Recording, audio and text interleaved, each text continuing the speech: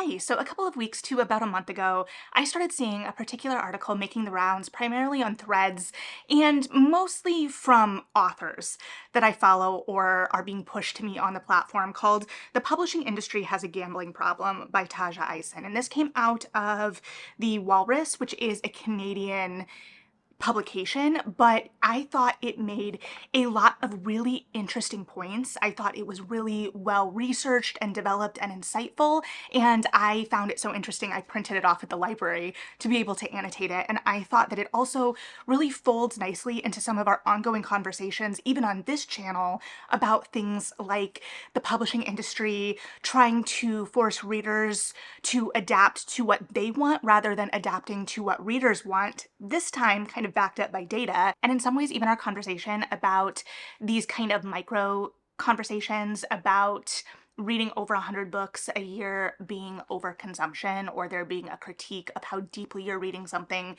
if you're reading a lot, combined with a market that is flooded with options and choice. And as a reader, my instinct is wanting to read as much as I'm interested in as possible. But we've also been seeing, I think, kind of anecdotally and on the fringes, these conversations popping up that despite that, the idea of having more choice than ever, in some ways readers are feeling kind of limited and like everything is feeling the same in some ways.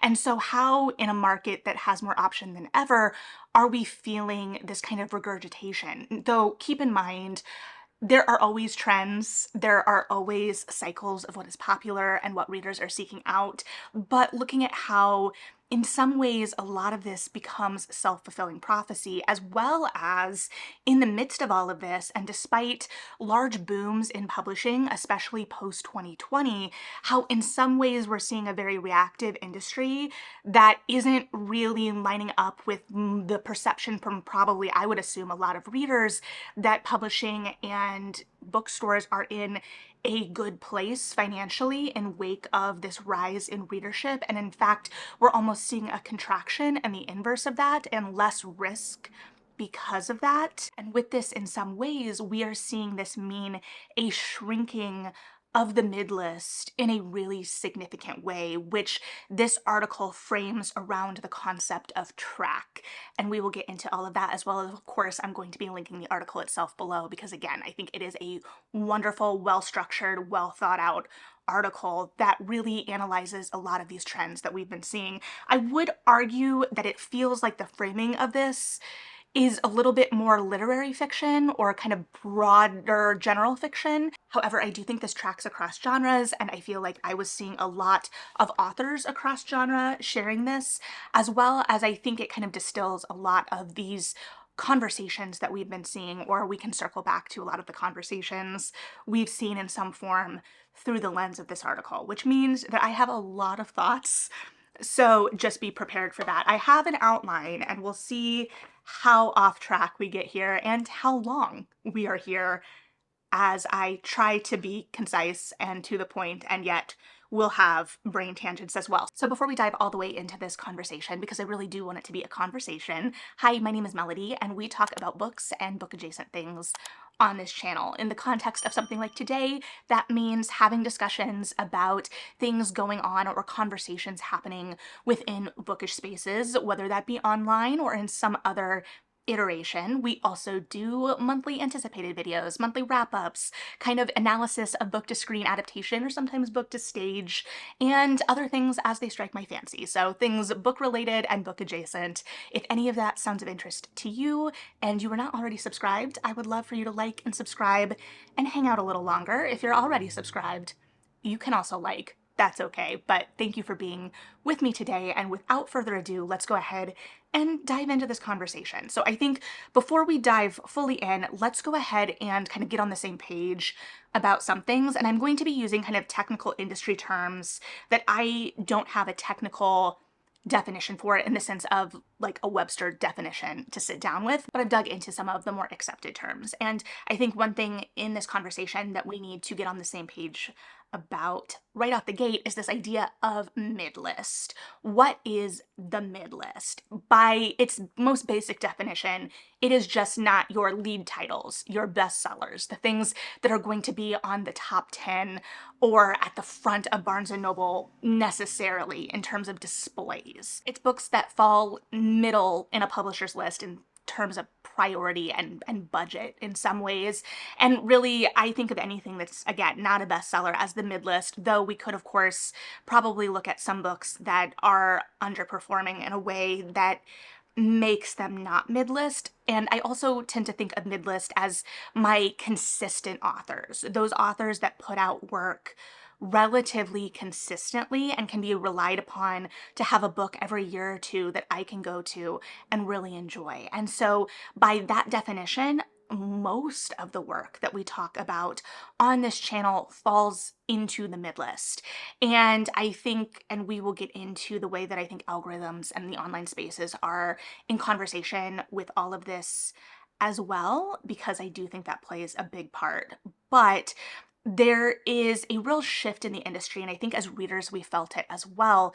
This idea that after authors debut, there is a lot of emphasis put on the idea of being a debut author and that debut. And we can often see and track anecdotally authors getting significantly less support over the years with subsequent releases. And I think with this as well, kind of jumping the gun a little bit, not ironically, because I think these are conversations that are front of mind for a lot of readers and a lot of us in the book space. But I saw a thread, I'm having trouble pulling it up now in this moment, to reference kind of acknowledging the lack of support and how a lot of titles, especially in this midlist, kind of fall off of a publisher's radar outside of their release week, and how often for a lot of titles that even being on the radar for release week can mean like an Instagram post, and what the kind of landscape and current market of publishing and reaching readership really is. And again, within the context and acknowledgement that I really try to reiterate in these conversations, that while we have a really robust and growing community of readers online, that online bookish spaces are not representative of readership in totality. And this idea of how we reach readers, are we only reaching online readers, which is significant and important? How are we doing that? And then are we reaching beyond them and us in this community as well? And I think with that too, something that the article brings up, and I'm gonna try not to get too ahead of myself on in relation to this, because I have it in a general outline, is this idea of the changing landscape of literary spaces, especially as we have seen the consolidation and closing of a lot of print media. And this has really drastically revolutionized kind of literary circles and bookish spaces and community in a larger sense as well. And so all of that will come into play. But let's take a look at the kind of thesis of this article in some ways. It mentions the midlist, but what this article is really framing everything and the kind of analysis of the current market around is this idea of what it calls track, which I understood as a concept conceptually, but had never heard named in this way. And so by its most basic definition, track is sales data. And usually this is coming from BookScan, but this idea of how well a book has performed, especially in relation generally to what the publisher expected from the book, like what expectations the publisher went in with in terms of what they thought this book would do in reaching an audience and selling.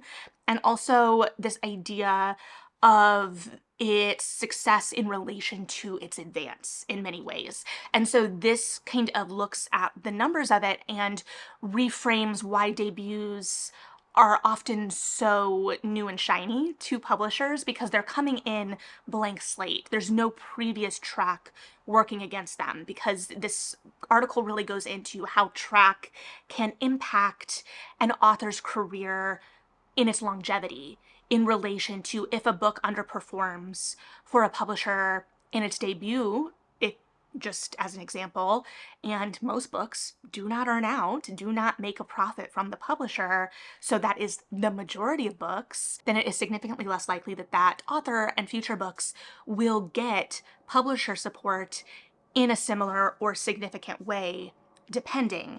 And in some ways, if we're looking at this just from like a numbers and a capitalism perspective, it's like, yeah, sure, things need to perform and do well in order to be reinforced in the market. However, publishing, while a business and capitalism, is also an art form. And I would argue that this instinct significantly hurts readers as well as authors. This has been framed in a lot of the conversations from an author perspective, but I think that readers are absolutely very much a part of this puzzle, obviously, but I think there are a lot of larger considerations here. And as a reader, I think it's important to recognize the longevity of an author and fostering space for an author to develop their craft and develop their voice, as well as recognizing that a lot of important, interesting work is not necessarily going to be a commercial blockbuster. We have this kind of deviation between genre fiction and literary fiction, which often gets kind of contentious, and there are a lot of opinions on either side. As someone who likes to read all of it, I stand somewhere in the middle in that I think that there is value in all sides of the literary landscape, but I also acknowledge that it's going to be a much more niche audience for certain works. And I think we've had this conversation in relation to the idea of star ratings and the importance of things like star ratings algorithmically and how that plays into a book's success as well, which again, I think goes into this idea of like these watered down metrics that served none of us well. Going back even to something like, and this is me off the cuff, the Amazon bookstores. Remember those? I barely do because they made such little imprint on my mind, because I went in once thinking that it was going to be a significant competitor to things like Barnes & Noble and especially the independent book scene in Chicago, especially where I'm located. And I was so uninspired by that store because it was curated algorithmically. And so there was really no genuine discovery that I could have or did have in that store. And that's not me being elitist, but as someone kind of more generally tapped in to bookish spaces and new releases, I was uninspired. I found it extremely interesting that they would carry sometimes one of a series, but not all of a series. And not just they were sold out of it, but the way that it was merchandised, I could tell they did not have the rest of the series. And oftentimes it wasn't even the first book in the series. And it was really a storefront meant to sell you other things. And even that storefront couldn't meet the cost or pricing, match the pricing online, which was very contentious at the time as a bookseller in terms of people having expectations on the cost of things. And the cost of things will definitely come back into this conversation in relation to sales and reader behavior later. However, we have this ecosystem that is much larger than just what is the most popular in terms of the algorithm of it all or the best sellers of it all, which are always going to exist and always going to rise to the top. That's been the case for as long as I've been a reader and can speak to anecdotally, but there's also been this really beautiful sense of discovery that I think is shifting slightly in the current moment as we are kind of recalibrating in a lot of ways. However, this article frames that conversation in relation to an author who debuts with a kind of average performance and goes on to write subsequent books that kind of just have average performances, and their initial title goes out of print despite the critical acclaim of their debut work. And out of print is a very interesting concept in the modern moment because it exists, but much differently than when I was growing up in the mid 2000s and feeling that disappointment and kind of learning what out of print meant in real time, in that I had lent a book out to a friend and never got it back. And when I went to replace it, I learned that that book had fallen out of print and I could not get my hands on it. Now, the rise of ebooks has changed these expectations a little bit, in that, in theory, we can access any text we want at any time through a digital copy.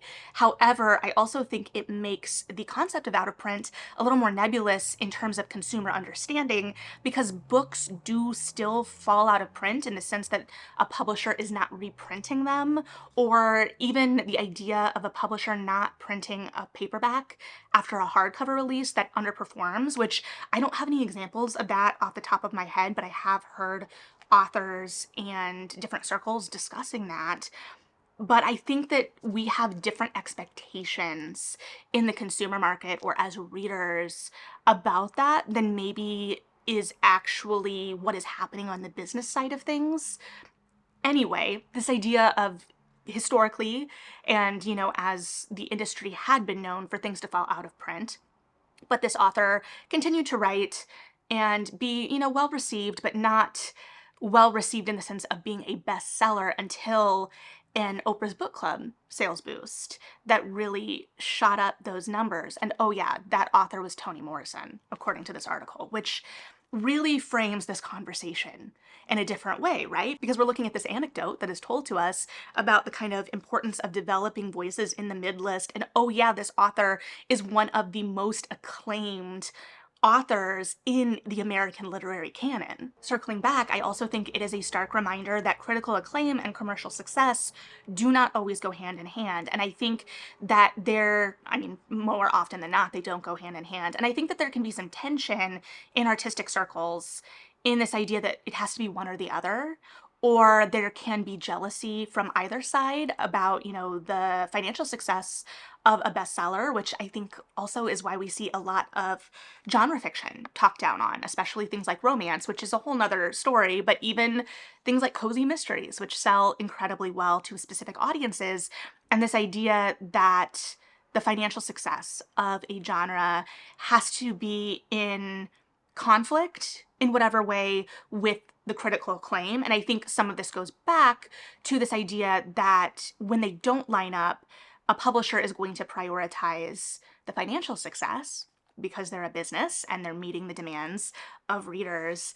And that will cause some tension as well from authors who maybe are writing in modes or with themes or voices or inventive styles that don't line up with the more commercial market, and yet have really incredibly interesting and valuable things to say with their work. And that can cause tension. However, I think that there should be room for all of that to exist. And historically, the conversation is that the bestsellers kind of help buoy all of that up, and that we can essentially underwrite, for lack of a better term, the rest of a publisher's list with those bestsellers. The blockbuster thriller is going to pay for your more niche literary fiction, and all exist and have a space, but that has been my, at least as a reader, general understanding of how the business side of things works. And I think that this article and its kind of analysis of the current moment has kind of reframed that for me slightly,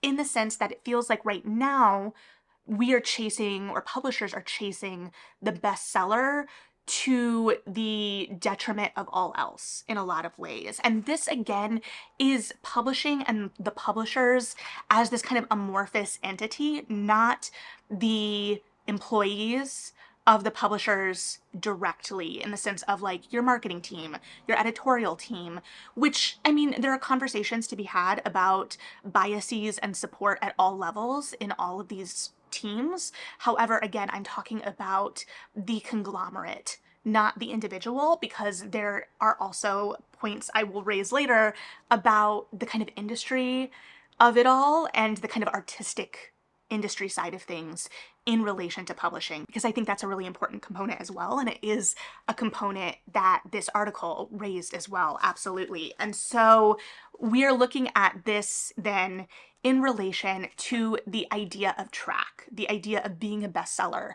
reaching those goals in reference to what this idea of track is. I think it's important to kind of fold in some conversations as well in relation to this when we talk about the idea of a book earning out, especially around the conversations, the publishing paid me conversations, where authors were being very transparent about their advances in publishing, especially where it falls along lines of diversity and where publishers were investing and what they thought specific stories were worth in relation to those advances.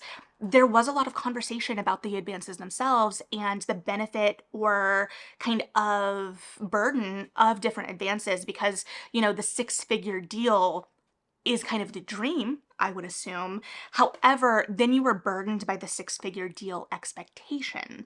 And so a lot of the more seasoned mid-list authors that I follow and really respect, they were talking about the idea of a more average, for lack of a better word, advance, because then you have a better shot at earning out on that title, especially because as track is explained and explored in this article, your, like I said, prior success or failures count against you in the kind of longevity of your profile as an author, which comes into play in a lot of ways. I also want to emphasize this idea of like the more average or middling advance is frequently, I think it was quoted, I can't remember if it was quoted just in specific of one example or more generally, but I have seen this number float around of a $30,000 advance, which sounds like a lot of money right out of the gate. However, if we're thinking about that in context of a yearly salary, that is not a livable wage. And then if we're thinking about that as a figure before your agent's cut has been taken out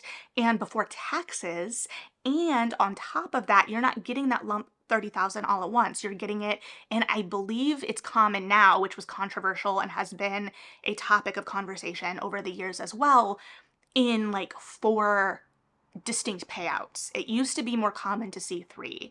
And then on top of all of this, the idea that authors do not have from traditional publishers, and we are talking really about this conversation through the lens of traditional publishing. A lot of this is going to be very, very different for self-publishing and not apply. But there are some conversations that transfer over, or we can see where the success of self-publishing is coming into traditional publishing when it comes to a built-in audience and a sure thing. However, the authors that are so beholden to this idea of track or performance in whatever way, with very limited means of impacting that in a substantial way, have no access to this data most of the time, or not in a significantly substantial way where they get it in real time, where they can try to make changes based on the way that data is going. Now, keep in mind as well, I have a lot of thoughts about this, clearly. I'm going off in all directions. I don't think that authors should bear the burden of marketing their book because that is supposed to be the benefit of traditional publishing. That is what traditional publishing is supposed to be bringing to the table. And so instead we're seeing publishers that really want this built-in audience. And we see this kind of anecdotally, almost kind of urban legend, though it's not at the same time, circle across social media every once in a while from authors, this idea that either agents or publishers are really focusing on acquiring titles and authors with a significant following online already. And I too have a lot of opinions on that, and that I think it is bullshit, quite frankly. I want to discover new voices, and I don't believe that everyone who reads well online or performs well online, and I'm not begrudging people that do read well online or perform well online, but we are all beholden to these algorithms, which the books themselves are at this point as well. Again, putting a pin in that a little bit. But it's supposed to be the job of these publishers to meet readers where they are and to find readers. That is supposed to be their job. This is so multifaceted. However, again, authors don't have access to this data in a way to make real-time changes.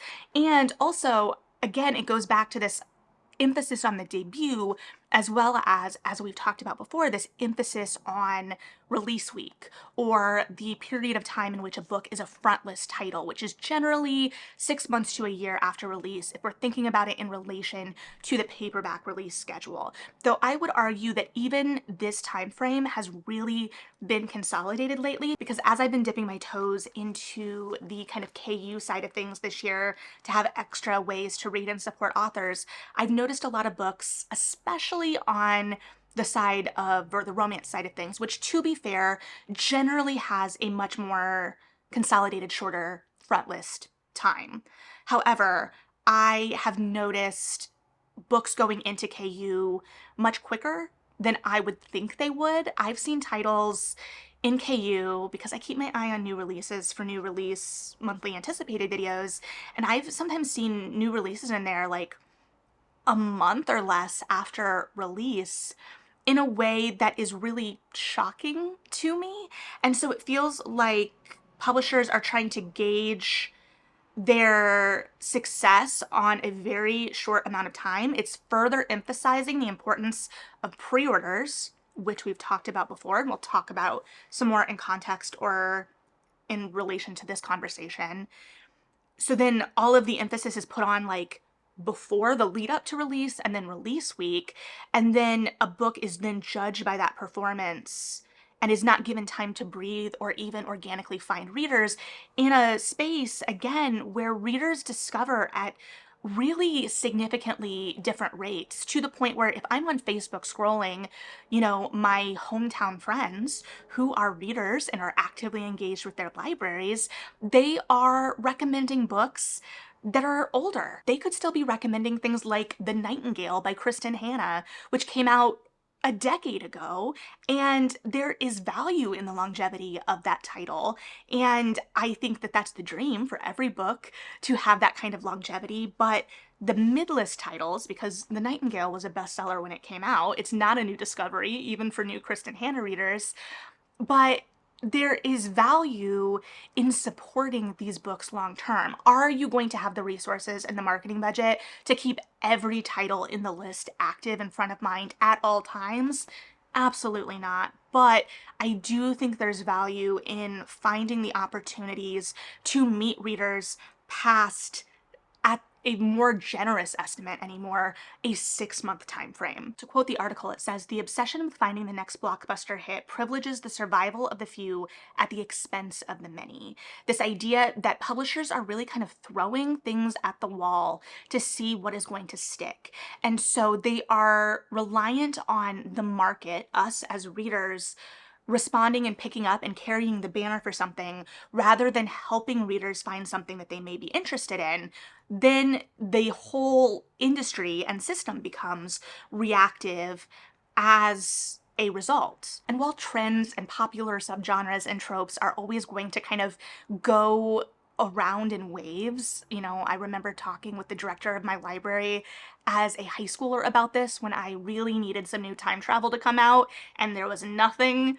But I would argue, and have argued before, that this makes the publishing industry as a whole, as an entity, again, more reactive than innovative. And so they're always going to be responding rather than kind of guiding the voices and the market in whatever way. And so when something new pops off, it's really reliant on this data rather than the kind of artistic impetus of something. Now, this is not always the case, and it should be noted that a lot of the things that become really big because of huge marketing budgets. But again, without having been in the room or in these conversations more actively, and I want to acknowledge that, even when I was a literary agent intern, I was seeing things very much from the outside, though I could write a killer script report, well, reader report in that instance, but they are going to be kind of allotting that based on what they think the market wants, again, based on this data.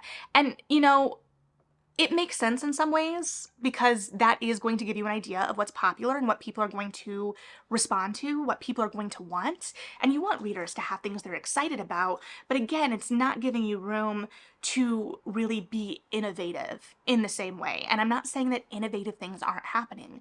innovative work is absolutely happening, is absolutely being supported at a more individual level. And again, innovative work is often going to be a lot more divisive in the larger conversations. We're going to see things like a 3.5-ish average on Goodreads for something that is incredibly experimental, that doesn't take away from the importance of that work. However, the data side of it and always being reactive reminds me of a job I had many years ago where it felt like my employer was always responding to the problems of 6 months ago in an industry that moved incredibly quickly. And so new problems with very different needs existed, and we were fixing the problems of 6 months ago, which in many cases actually made more problems in the current moment. And so it wasn't publishing, but it feels like in some ways that's the kind of mindset we're in. And it's kind of the corporate mindset in a lot of ways if you think about it. And it's incredibly frustrating, this lack of being able to see a more exciting opportunity or to be inventive. So when you see readers complaining that everything feels the same or everything is the same, it's a multifaceted thing because on one hand, no, not everything is the same. There is a plethora of options. However, at the same time, what is being marketed, what is being pushed is kind of different shades of that one thing that was popular 6 months ago that really took off and is scratching a specific narrative itch for readers, or that readers are really into right now, which is great. I love to have options. And I'm also not speaking down to the iterations of that or the different shades of that, because I think it's great to be able to have that. And oftentimes it's just, as they say in My Fair Lady, a little bit of luck of the author having already written a book and it hitting the market at the right time, which again then kind of circles back to this emphasis, as I've mentioned multiple times already, I know, of the debut. And I've talked about this in particular in relation to my critique of publishers trying to force readers to adapt their behavior rather than finding solutions that meets reader behavior or needs, in the sense of the importance of pre-orders, especially for debuts, especially how this circles back to the success of debuts that they are then judged against in relation to these pre-orders. Because as a consumer, as a reader, it's harder sometimes to take that monetary chance on an unknown. You don't know this author. You might like the idea, but you don't know if it's going to pay out. And books are like $30 for a hardcover anymore. And so I struggle with this even myself, knowing how important pre-orders are to books. And so off the top of my head, anecdotally, like I can remember things like Red, White, and Royal Blue that I pre-ordered right off of the premise that would go on to become a bestseller and a phenomenon, and remembering the kind of dissonance of that. But even this year, I've pre-ordered something like The Trouble with Anna, which hasn't had the same reception, but I pre-ordered based on a thread I saw because it sounded up my alley, and to be honest, because I knew that I needed to support historical romance financially right now, especially debut historical romance. So in some ways, even that decision was shaped by my understanding of what the market wants from me as a consumer. It is a really fun book though, and if you like historical romance and rom-coms, you should definitely check it out. But it also circles back then too to this idea of throwing something against the wall. And so acquiring all of these debuts and just seeing what sticks without the substantial support necessarily behind those titles. It's allowing us as readers to kind of have to find it ourselves and then deciding to put the support behind the author. And this also translates, and diverse authors face the largest burden of this in the sense of not having significant publisher support a lot of the time, or not having people experienced in serving particular communities of readers for specific titles.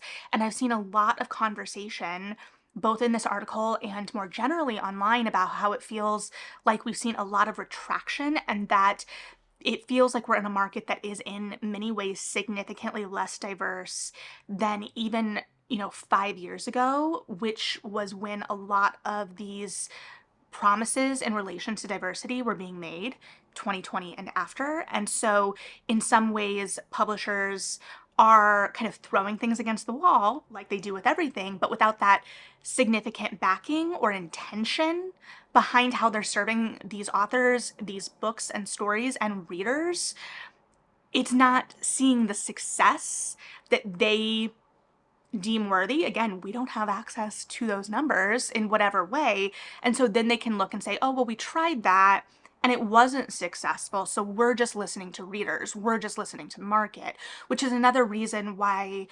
readers and people online stress so emphatically that we need to be very intentional with our reading and need to support diverse voices, because the stories are there, the stories are great, but there's that extra barrier of entry in a lot of cases, and then the lack of sales or support or what have you is used as rationale for not acquiring further titles or dropping an author or not giving that support. And they can justify that with numbers and metrics in a way that makes it feel like the onus of that doesn't fall on them, when it's definitely a shared burden. However, in this entire conversation, the article really explores how amidst all of this, the burden of all of this, the burden of track and this history of sales falls on the author, despite the author having such a limited involvement, or they should be having such a limited involvement with that side of things, with the marketing, with the publicity, with the reaching of readers, in the sense that in a traditional system, at least to my understanding as a reader, that is on the publisher. I actually found a really good quote from a Guardian article in relation to the Midlist in kind of context, or that is in context of this, that says, it's just so hard for a mid-list, mid-career author to break the cycle. So much of the pot is given to the hype debuts and the established household names. So I made a concerted effort, says Louise Candish, who has seen her to advance to six figures. So like talking about how to break out of that cycle in context of that article, but talking about how the resources are kind of allocated. And so once you kind of fall into this idea of the mid-list, or where the publisher expects you to fall, your support really kind of doesn't exist, or is middling, and it's reliant on readers to carry that torch. In relation to this too, I also found a blurb from a literary agent's website that was really illuminating in a really frustrating way, that says, but the fact is most books receive very little support. They will probably send out review copies and do some internet marketing, but they only put big guns behind the big authors. Most new authors don't understand this. Here's why. They aren't going to take a chance and spend a lot of money on something that is unproven. They will do a decent cover and they will look for any opportunities that seem relevant to your book, but they will not go out of their way. That is why it is incumbent on you to step up and meet them halfway. And I'm not saying that authors shouldn't be engaged with their work, but I'm also saying that that onus should not be on them. And again, this is in context of understanding that resources are limited to a certain extent. However, there are a lot of titles being published, and while I want to support everyone in their dreams of getting their book published and getting out there, at the same time, like, what's the balance of that? Striking the balance of serving a lot of different reader interests, niches, and needs, and also being able to give as much support as possible to all of these titles. And I don't think it's an easy solution. I'm not trying to say, you know, this is the bad guy versus the good guy situation in any way necessarily. I'm saying there are some tendencies that are not great, but at the same time, this circles us back to one thing I found really interesting and also really discouraging in this article was it looked at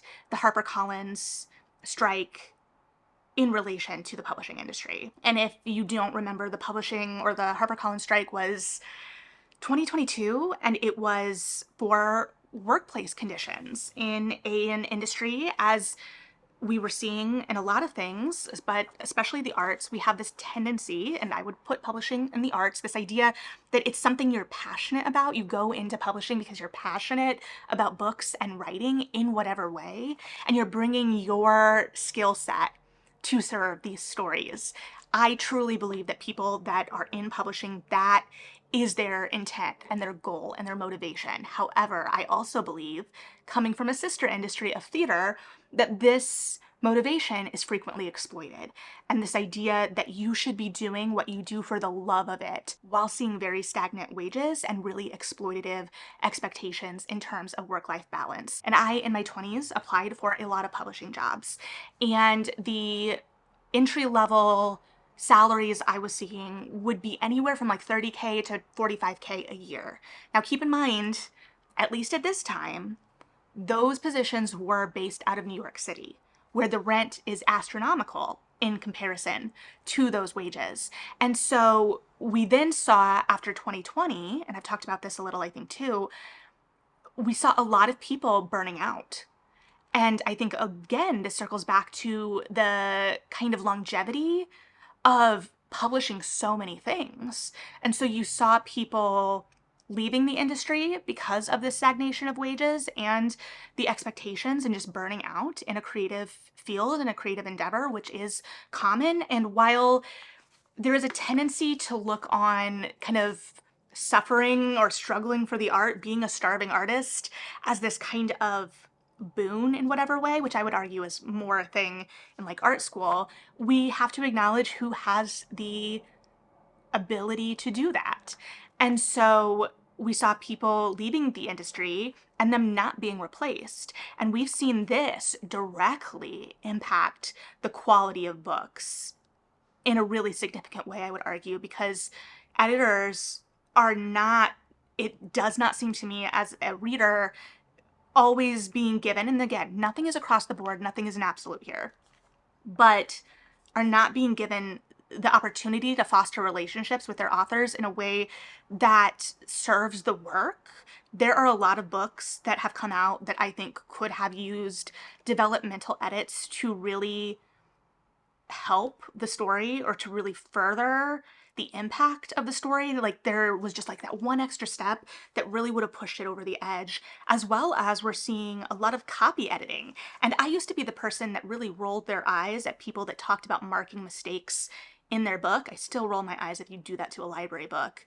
However, I have seen this play out in books and start to take me out of the story because of the frequency. And if you're taking me out of the story that has what I thought was a pretty high tolerance, you're absolutely taking the sticklers out of the story. So anyway, back to this in context of the strike.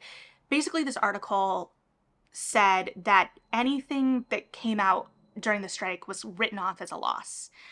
And during the strike, reviewers, including myself, were buying books, but not publicly reviewing them for the benefit of those striking for better working conditions, for higher wages. And I know that the employees that were striking really struggled with this because they didn't want to see their authors suffer. And in some ways, their author's success was being leveraged against them in relation to better conditions, which is why I talk about this in conversation of the entity, the idea of publishing versus like the boots on the ground employees who are doing their best in a system that has a lot of flaws right now. But if we're looking at this in context too, the books coming out around the time of the strike, a lot of them would have been acquired post 2020, an indirect result of a lot of those resolutions from publishers, and then were circled around in relation to writing off these books as a loss. And then also all of the authors, just like all of the authors that fell victim to this in whatever way, as readers really struggled, I as a reader really struggled with this, wanting to support authors, but also wanting to support workers. And I think the authors struggled with this as well. They had, sympathy and were standing with the people working to bring success to their book as well. And so it's a multifaceted, really complicated problem. But it goes back, or there's a quote in the article that really resonated with me in relation to this. It's hard to invest in authors when the people who are working on the books are not being invested in. This idea that we're seeing that push and pull within the quality of the books at times. And then within all of this, the article talks about something that we've kind of been circling around or alluding to within the context of this conversation already even, what it describes as a general retrenchment of the industry, a kind of retraction, this more conservative mindset, and not conservative always within the relation of politics, but does end up falling sometimes within those lines in relation to what is being acquired, this emphasis on built-in audiences, which is where I think we're seeing a lot of things being acquired from Kindle Unlimited, which is in some cases kind of being used as a slush pile for publishers at this point in a way that I still fully haven't wrapped my head around, and is also kind of frustrating to me. I hope it's serving authors, but I also find it a frustrating model. as well as this, again, reliance on the numbers. And you might be saying, okay, well, Melody, we're talking about track. This has always been a part of the picture. How is it different now? It seems to have really exacerbated a lot of it. And the article says writers that may have been able to sell a book 5 or 10 years ago, whether to a corporate or an independent press, are being left out of the cold, or in the cold, I would assume. I think I transcribed that wrong, which is very concerning to me, because if we think about it, 5 years ago was 2020. And 10 years ago was when I first moved to Chicago, which is, it's a personal milestone, but it's a milestone that really shapes my reading life, because I became even more involved in bookish spaces of all kinds at that point. I always have been, but like I felt like a part of the industry in whatever way, in a more significant way. And I felt it kind of opening up of titles and exposure to things, exposure to new voices and books that, again, I may have not discovered as organically as easily before. And so it has been a really exciting last 10 years for me in terms of my reading life, and the idea of that contracting in any way and this kind of retrenchment as referenced is really concerning to me, especially as, again, I've mentioned a lot of these books that maybe they're not a 5-star read for me, but I don't think everything needs to be a 5-star read to be an enjoyable book. And also I've talked about, my frustrations with the star rating system and kind of distilling something down to a star rating, which is another conversation that we're not going to get fully into. However, I think a lot of interesting work ends up sitting, like I've said many a time, in that like 3.5-ish star range if we're looking at like the average on Goodreads, because it's going to be making decisions or choices that are going to be more divisive. And even if I don't necessarily always find it successful, I'm excited to see it attempted. And I think this goes too to this idea of like authors who would have had opportunities the last 5 to 10 years being kind of left out, and this idea of the importance of developing voices that I've mentioned before and will mention forever, especially as I come from a background that really is about developing voices. I mean, on the theater side of things, but also in relation to having interned with a literary agent, this idea of where a work kind of comes to you and being able to work and build something out, whether it be with an agent, with an editor. I think that there is a lot of value in having kind of outside input and direction, not in the sense that an author cannot do it on their own, but in a sense that it helps to see something with an outside set of eyes. Again, not every reviewer online. I want to be clear, I do not think authors should be taking, advice from whatever review online. I say in context of some of the review conversations that go, well, if I don't give my honest review, how are authors going to get better? I do not assume that an author is going to get better off of my review. An author should not be taking my criticisms of a book unless they find them valid, right? I like to think that my criticisms and critiques are well thought out. Sometimes they're emotionally driven. I can't help that. But again, no one should be taking that at face value without really considering it within the context of their own work and what they're trying to achieve as well. However, in relation to this idea of developing voices and expecting authors to have these blockbuster debuts and then not really offering substantial support if not, one, I think that sometimes having a blockbuster actually hurts an author more than helps them. I think that sometimes if a book is such a commercial success, a publisher stops editing them in a significant way, stops challenging them, stops having those conversations with them, and the book suffers for it. I mean, off the top of my head, I think the most egregious example of this, I know she's controversial, but at least as I was growing up, was Cassandra Clare. Like, those books became incredibly bloated. It became very obvious that no one cared about editing them because they knew they would sell. Publishing over the span of years within the Midlist gives authors time to experiment in their voice, experiment in different genres or realms that they might be interested in, and also for readers to discover them. Off the top of my head, like Courtney Summers, you would have thought All the Rage was her debut book back in around 2013. I think that was when I first started reading arcs in a substantial way.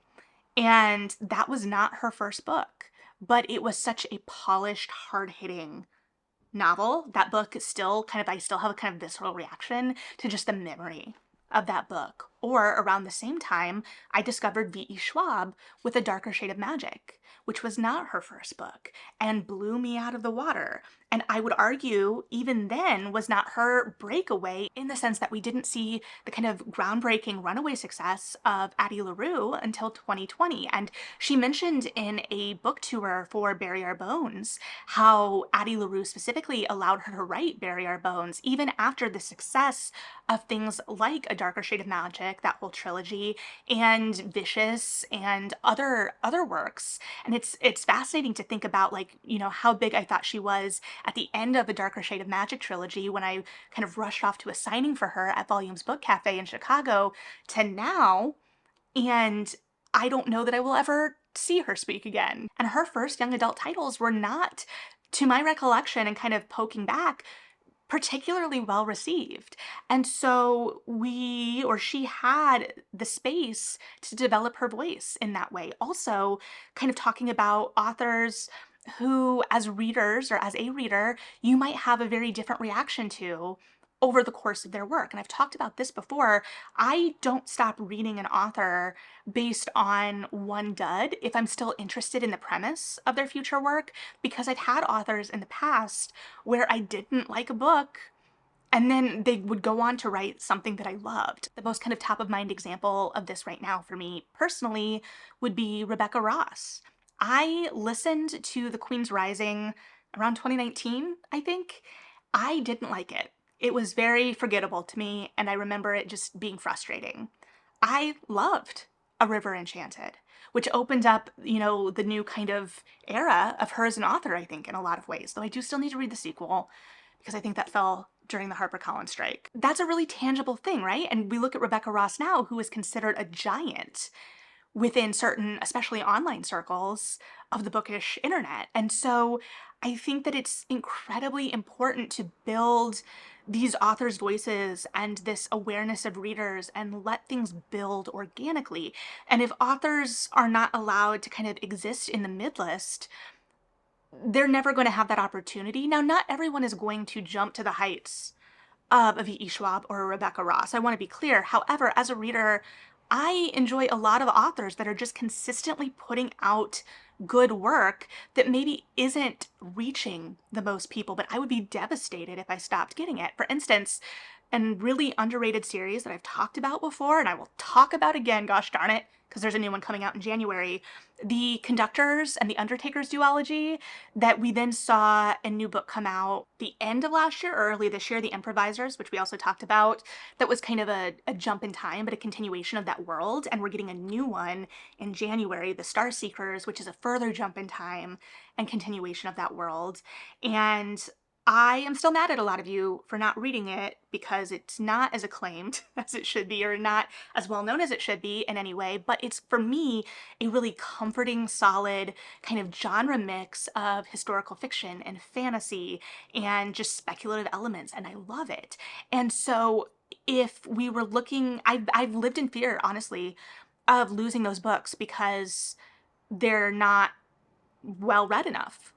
And so, like, what books would we lose? What would be considered in the midlist that are just steadily putting out books that may not be hitting the algorithm in a substantial way? And then what happens? Which brings us into the discovery part of the conversation with this. The article talks a lot about the decline of print media, especially, and the exposure that we've lost in relation to that, which I would argue is the case. Like, we're not finding people like flipping through Entertainment Weekly in the same way as it would have been in like 2007 and discovering a new book. Now, at the same time, the books that would have been featured in like an Entertainment Weekly are already going to be the books with very high budgets. Also, books are still being featured in Entertainment Weekly, and I will give them credit because it seems like they are really using authors, especially right now, to write recommendation lists. So they're really robust, at least from the ones I've seen shared online. But this article seems to like really focus in on the literary magazines and whatnot, media of a kind of landscape that was already shifting when I entered the scene, to be completely honest. I was never fully in the literary magazine kind of landscape of things, I really started with blogs, which I would argue like your average everyday person going to the library isn't going to think like that. I would also argue that most of your average everyday people just going to the library are picking up based on interest, based on the blurb as well. If they're not, just going to their go-tos, which is how you see something like Dan Brown, which to my kind of view didn't really get talked about in bookish spaces online or bookish circles, wasn't served up to me by the algorithm actively, and was a runaway success based on the longevity and legacy of his work, especially in the 2000s. But also, if we're thinking about things like retrenchment, kind of looking at releases from things or authors like Dan Brown or Philippa Gregory in the year 2025 and what that signals about the current market. And so then we're looking at the most popular kind of way of interacting or book discovery in the current moment, which is via social media. And we've seen a lot of credit, especially to platforms like TikTok and BookTok, specifically for a growth in readership and sales post 2020.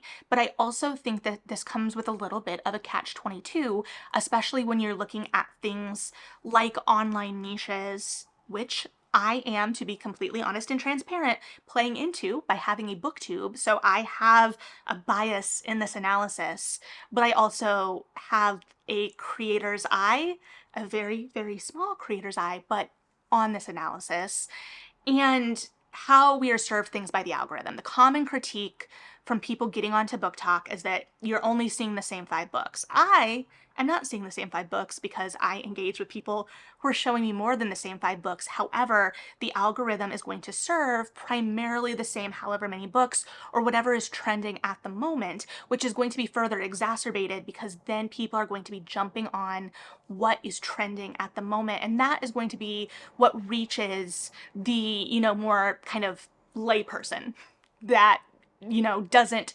really dive into these spaces more actively. But also there's the catch-22 of what is popular is also what is interacted with the most.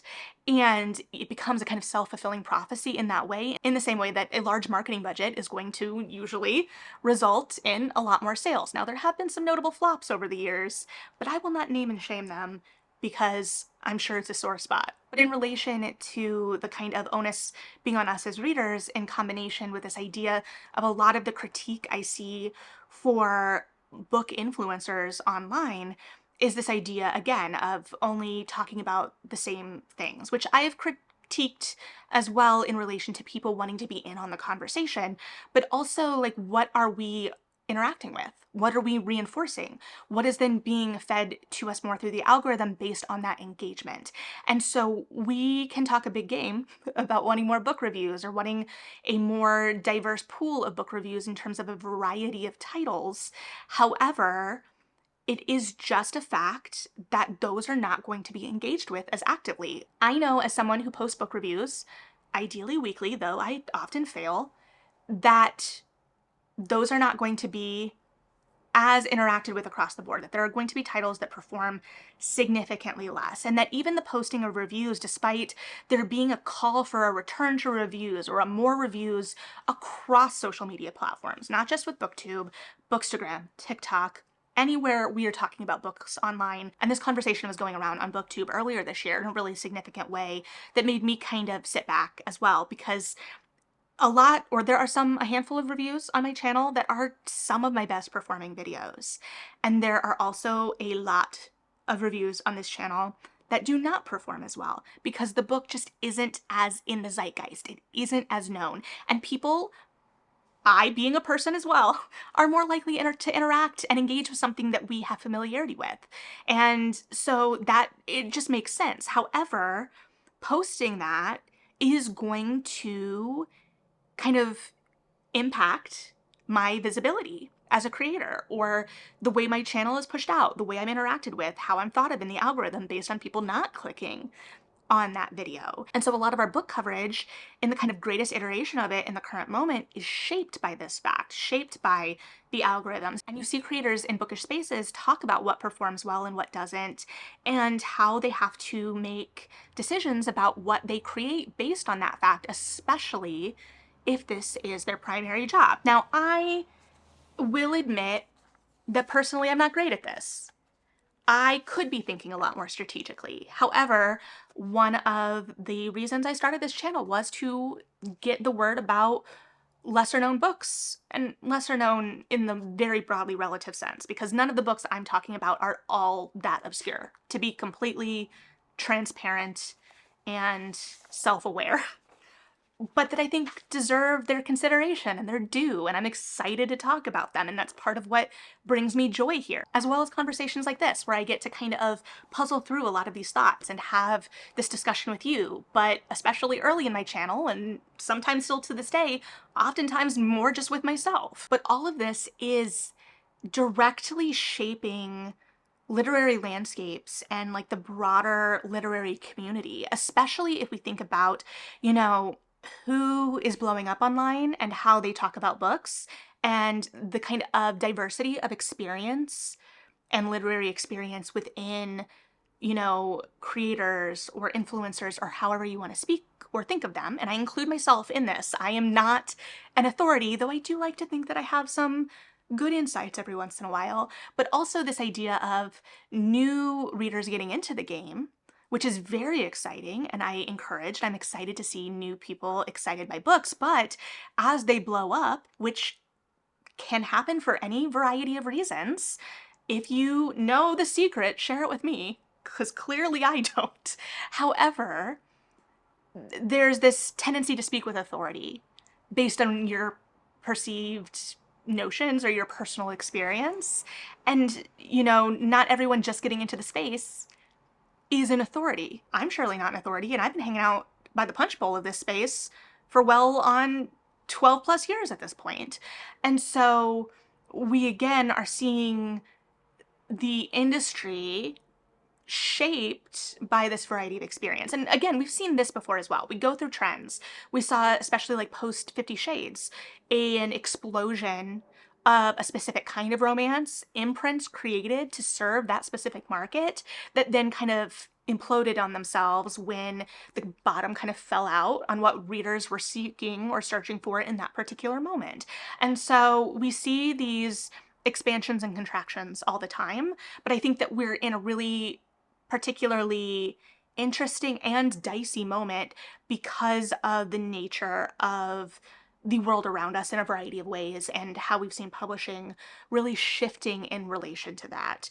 And the acknowledgement that as much as we tout the increase in readership, the increase in book sales, the saving of Barnes & Noble from TikTok, or TikTok Book Talk saving Barnes & Noble, all of this is really lauded. And I do really celebrate all of the successes that we've had in relation to reading and reader communities. And despite these successes that we should absolutely celebrate, I think it would be remiss not to acknowledge the challenges that we are facing in this sector as well.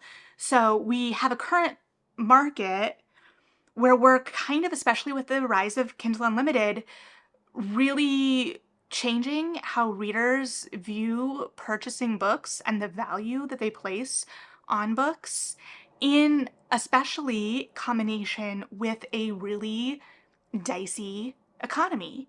And so we are seeing this rise of things like special editions and this multiple iterations of specific editions of specific titles, rather than investing again in the midlist because we're betting on a sure thing, at the same time that we are training readers that they can get any book kind of just with the click of a finger under like a subscription model, which I don't think serves readers across the board, but of course is a much more complicated thing, especially with the self-publishing component, which I'm absolutely not negating or discrediting in any way. However, it is absolutely a factor, especially when, again, circling back to this idea that TikTok saved Barnes & Noble. I think too, we need to acknowledge with that Barnes & Noble was in a lot of financial trouble. And I was at the front of a lot of that. Some of you may remember, and I'm showing my hand a little bit here, the significant layoffs of full-time positions that Barnes & Noble had prior to 2020. And this was prior to the Daunt takeover, but was also very concerning. That like really showed where we were when they reduced full-time positions basically down to like store manager, assistant manager, I think maybe one merchandising manager, and the children's lead, which sounds like a lot if you weren't already in the space, but they had done away with like section specialties long before I became more familiar with the chain. And then they got rid of receiving managers, they got rid of cash leads, they got rid of or reduced the number of merchandising managers specific locations had, and reduced hours across stores. And so there is a lot at play there. And I don't have, again, firsthand experience today necessarily in the same way that I might have more insights into the past, but that was a real indicator and a real fear for a lot of people what that might be foreshadowing. And then we have kind of like the rise of TikTok and this idea that it was saved, or Barnes & Noble was saved, which in some ways should be celebrated, but I also think we need to acknowledge that Barnes & Noble looks a lot different in the current moment. And again, we're seeing this kind of idea of retrenchment in the way that it's merchandising. We're seeing new stores opening with significantly smaller footprints, smaller stores, merchandised much differently, with less titles in store, less titles being acquired, and a model wherein titles kind of need to prove themselves a success before they're brought in mass into the store in many ways. And so that reduces discoverability of new authors and midlist authors from new readers when the store is already like stocking or only stocking what is already well known, which again, there's still discovery in that. And I'm not saying every reader is going to be aware of every book or that those books don't deserve to be in the store, but that's absolutely a factor, as well as the stores acquiring less of a title. For instance, I think Sylvia Moreno Garcia had a thread around the release of The Bewitching in which most stores were only acquiring like 3 copies of that book on average, which for someone of that stature as well, and again, she was publishing after my time as a bookseller, but as a reader, I love her work and find her work very reliable and is a go-to author for me. So that is not a lot of copies to have on hand. The number of copies on hand is going to impact a book's ability to list, because if the books aren't there to sell, they're not going to sell. Publishers are doing smaller print runs of a lot of titles, which leads to waits if they sell out, which that gets dicey, right? Because I understand not wanting to overprint, but then there is that wait time. And so it's kind of like reliant on those sales numbers. And again, that is part of why pre-orders are so important, but it's all part and parcel of a larger, more complex conversation that we're at least dipping our toes into here, but I don't have solutions. Anyway, there are less titles in store, or even like things that are successes. If we go back or flash back to the trouble people had finding Oathbound in store on release day as one of the more successful young adult series ongoing right now. And so it makes discoverability harder in that scenario. So yes, it's kind of protecting the existence of Barnes & Noble as an entity, but at the same time, the way it serves or works in the market is much different now. And again, I'm also not painting Barnes & Noble as, you know, a champion in any way, in the sense that they were the bad guys once upon a time. And we have seen a rise in indie bookstores in a really exciting and invigorating way, though I do wonder what that's going to look like as we continue, as the economy kind of does whatever it's going to do. Are all of those who I hope all succeed very fervently, but I also can't pretend that the long-term sustainability for more concentrated areas hasn't crossed my mind. But again, those are all parts of the conversation, and indie bookstores, while frequently having excellent curation, also have limits to what they can stock. So frequently what Barnes & Noble brought to the market was that ability to have a lot of things in stock. And so whether it be a lot of copies of a specific title or more variety simply based on the amount of space they had available. And with this too, we have to consider the price of books in people's purchasing decisions, which I understand are in relation to the cost of printing the book and the cost of materials. I get it, but at the same time, it doesn't make it easier when that cost has increased pretty significantly. And again, in conversation or combination with the current economic realities of a lot of readers, that doesn't really allow for the purchasing of as many books. And so the consumer spending power goes down, as well as in combination with that, readers don't have the ability to buy as many books with the same amount of money necessarily. And so some of those mid-list authors may fall by the wayside, or a reader is less likely to take a chance on pre-ordering a debut author that they have no familiarity with because they don't know that it's a sure thing. They don't know that they'll enjoy it, and they're going to invest a lot of money there. And unfortunately, we can also look at shrinking library budgets as part of this puzzle as well, and is definitely going to impact things, especially as I have no data to back this up, but I have long considered libraries as one of the biggest purchasers of especially mid-list, that to my understanding is really going to help authors reach a larger audience, or that certain systems, especially the larger library systems, are going to be more likely to acquire some of these more niche titles that may be harder to find. And so all of these are kind of combining and coalescing in a lot of ways, which does bring in, this importance, or the importance of reviews and reading books early, and the importance of arcs into the conversation. As much as we can kind of devolve into really ridiculous takes about arcs online, whether it be, authors having specific expectations of how many people are going to actually read or get to their arcs, and kind of believing that they are owed that and owed good ratings, which is again a whole other conversation, as well as readers who feel entitled to specific arcs. All of that exists and is quite frankly exhausting.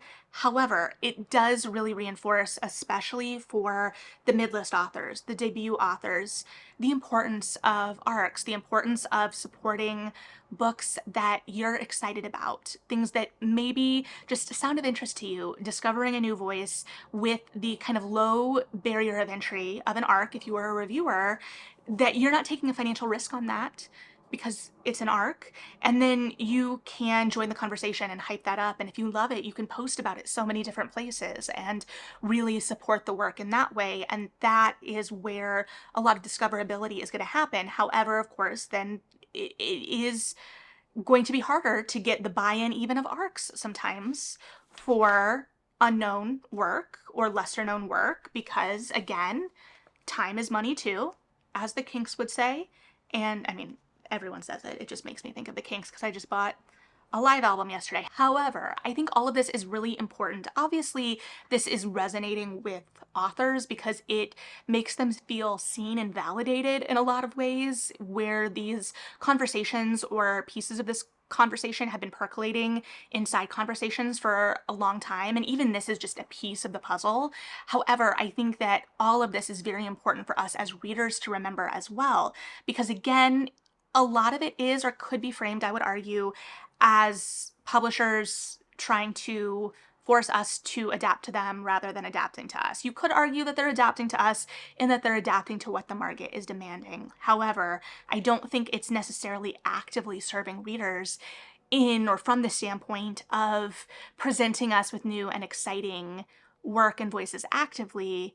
And I also recognize the frustrations, the barriers that come with that. It's hard to kind of get through the noise, especially online. It's not an easy task, and I'm not trying to present it to be. However, as readers, most of us are reading mid-list authors. Most of us have mid-list authors that we love. And so I think it is a reminder that we should be reading them, we should be supporting them, and what that looks like. At the same time, I do recognize that the financials of that are not realistic all of the time, especially if we're like thinking about the space that we might have for books. We might have the desire to support more authors than we have the means to, but looking at what different levels of support looks like and the ways that we can engage with these works and prioritize these works to the best of our ability, which in some ways circles us back to the conversation about reading over 100 books a year, because there are so many great books coming out that we want to experience. And that is always my goal, to experience and enjoy as many stories as I possibly can while still enjoying the experience of enjoying those stories.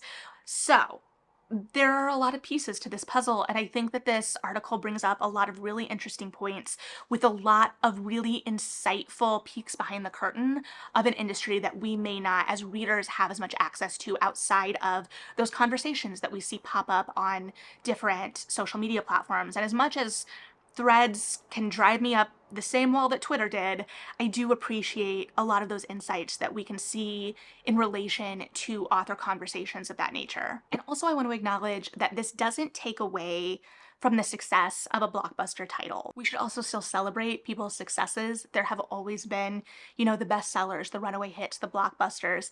And unfortunately, with the number of books coming out, it is inevitable that some of them will fall through the cracks, unfortunately.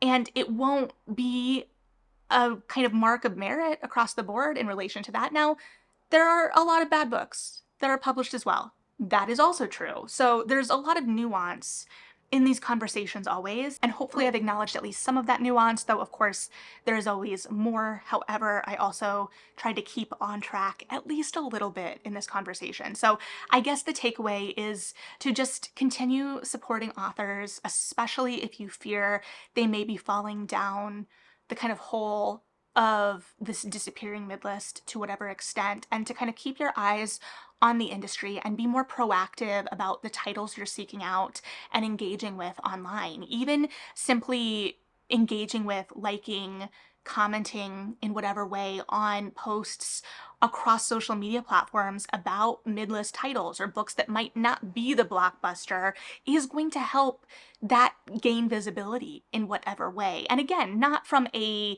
kind of calculated standpoint, but just being organic and open to conversations about books across the spectrum, which I think is kind of preaching to the choir here, obviously, but I think is an important piece of this. And to remember that if you are doing that and are engaged in that already, that you are actively contributing to this ecosystem in a really significant way. So just continue to read what you love and hype up what you love.